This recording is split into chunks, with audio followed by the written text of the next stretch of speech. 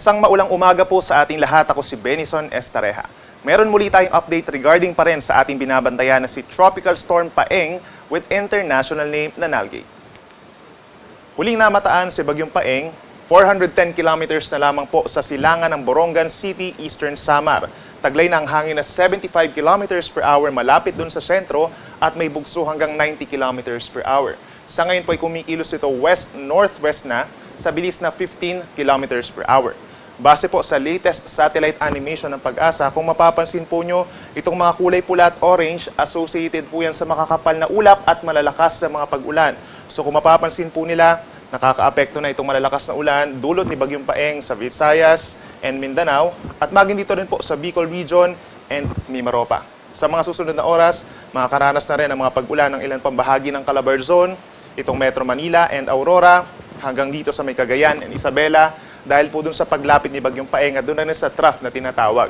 Sa natitirang bahagi po ng Luzon, kung mapapansin naman nila, kakaunti lamang ang mga kaulapan. Ito po ay dahil sa pag-iral ng amihan pa rin or northeast monsoon na siya nagdadala ng malamig na panahon doon at mga pulupulong pag-ulan. Base sa pinakahuling track ng Pag-asa, ngayong araw hanggang sa weekend, generally ay pahilagang kanluran yung kilos nitong si Bagyong Paeng. Maring mamayang hapon, kung mapapansin po ninyo, ay lumakas pa ito bilang isang severe tropical storm at bukas ng madaling araw ay lumakas pa ito bilang isang typhoon. Ito po ay dahil sa mainit na temperatura ng Philippine Sea. Inaasahan naman po pagsapit mamayang hapon ay nasa around 200 to 300 kilometers na lamang ito sa silangan ng Northern Samar.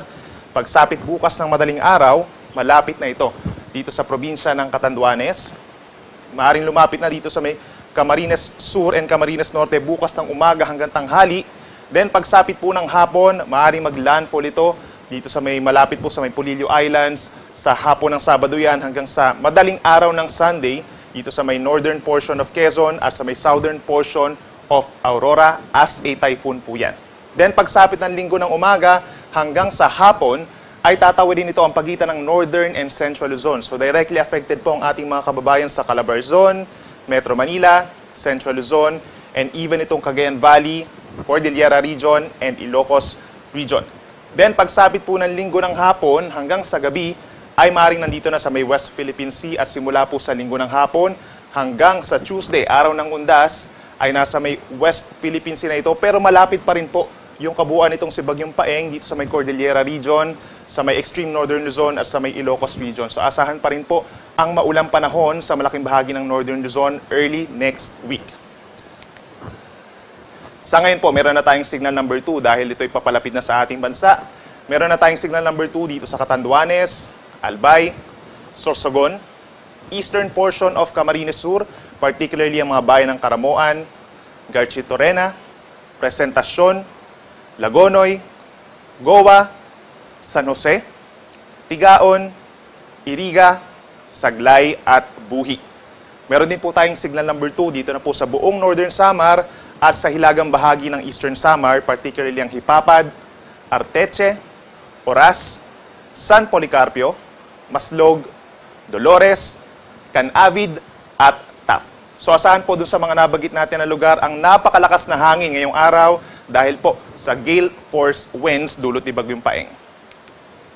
Meron naman po tayong signal number 1 sa malaki pang bahagi ng Southern Luzon and Visayas, particularly sa buong Masbate, kabilang ang Ticao and Burias Islands, buong Camarines Norte, natitirang bahagi ng Camarines Sur, signal number 1 din po sa buong Romblon and Marinduque, buong Quezon, kabilang ang Polillo Islands, Rizal, and Laguna.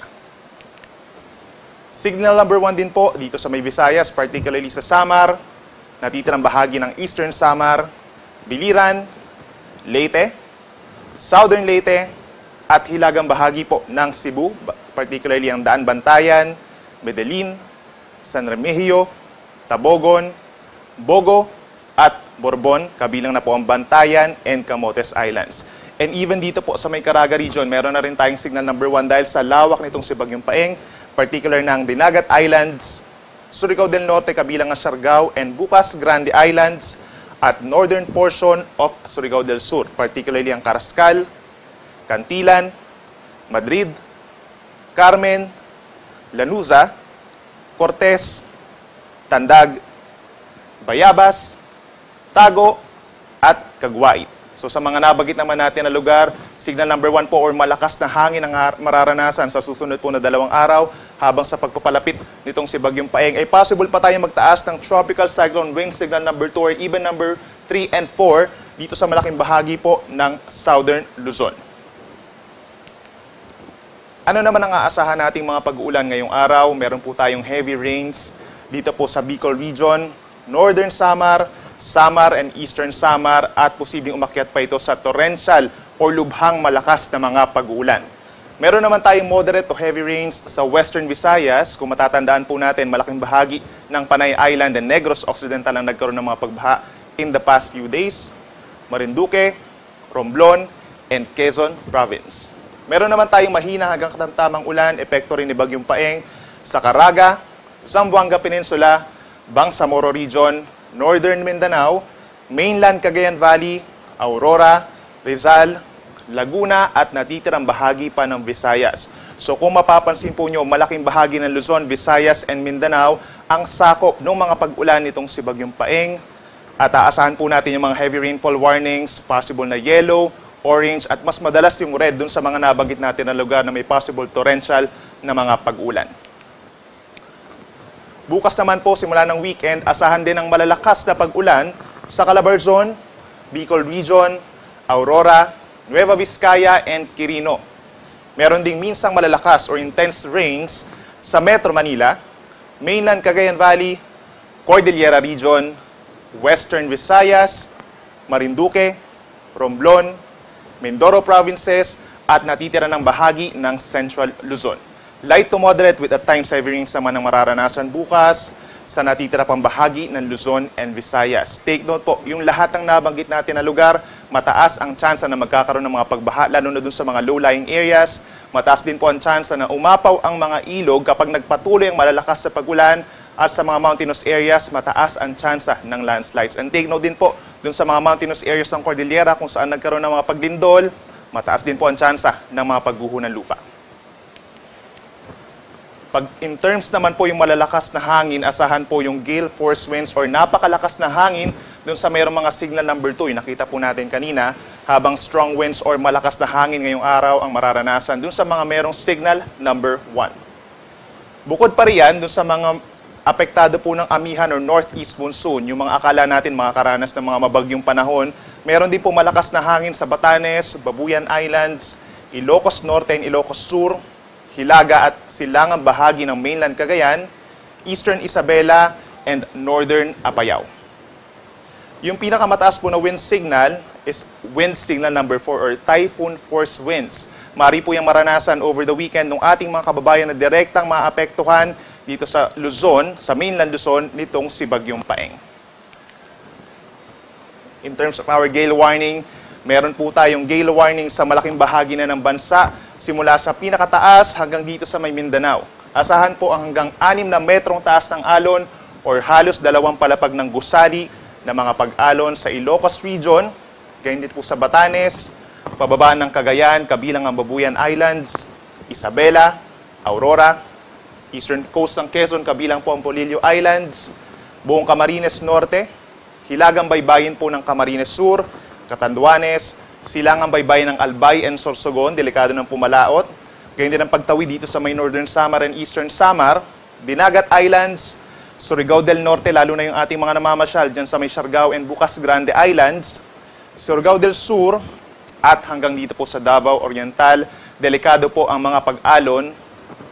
Mataas ang tsansa na magkakaroon tayo ng mga sea travel suspensions, dahil yan sa epekto nitong si Bagyong Paeng plus the northeast monsoon or amihan, at magpapatuloy pa rin ang mga sea travel suspensions at paglakas ng alon dito po sa malaking baybayin ng Luzon hanggang sa weekend. Inuulit natin, base po sa pinakaunang track na pag-asa, posible itong maglandfall or lumapit dito sa may Catanduanes Saturday ng umaga. Then another landfall, second or third landfall po possible dito sa may northern coast ng Quezon, particularly the Polillo Islands, at dito rin po sa may Aurora, pagsapit po ng Sabado ng gabi hanggang Sunday ng madaling araw.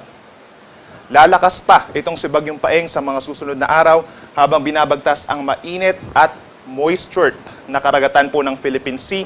Posible itong lumakas into a severe tropical storm mamayang hapon at bukas ng madaling araw, lalakas pa ito as a typhoon. So kapag meron po tayong severe tropical storm, possible ang highest wind signal na signal number 3. Signal number 4 naman po kapag meron tayong typhoon. And please take note, kung mapapansin po nyo itong malaking circle na to, ito yung radius ng malalakas na hangin associated with Paeng. So habang lumalapit, itong si Bagyong Paeng, naapektuhan ng malalakas na hangin ang malaking bahagi ng Caraga Region, Visayas, and Southern Luzon. At habang posibleng mag-landfall ito malapit sa may Bicol Region, almost the entire Luzon po ang magkakaroon ng malalakas na hangin, lalo na dun sa mga dadaanan malapit dun sa sentro or mata nitong si Bagyong Paeng. Sa susunod na 3 araw, asahan pa rin sa Metro Manila ang makulimlim na panahon, mataas ang tsansa ng malakas na ulan bukas at merong kalat-kalat na ulan na lamang pagsapit po ng Lunes, bahagyang bubuti ng panahon pagsapit ng November 1. Sa susunod na 3 araw, asahan pa rin ang mabagyong panahon. So merong malalakas na hangin at ulan simula bukas dito sa Baguio City and the entire Cordillera Region. Hindi ideal na mamasyal o lumabas man lang ng bahay. Then pagsapit po ng Sunday, nandiyan na yung peak ng hangin at ulan, delikado ito, lalo na dun sa mga nagta-travel palabas.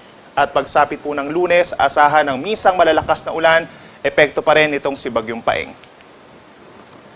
Sa ating mga kababayan sa Kabikulan, asahan pa rin po ang stormy weather bukas, and for the entire Bicol Region, epekto po yan ni Bagyong Paeng. Pagsapit ng Sunday and Monday, bagamat lumalayo dito sa Bicol Region itong si Bagyong Paeng, asahan pa rin yung trough or yung extension, magpapaulan pa rin doon na maaaring mag-cause ng mga pagbaha or landslides.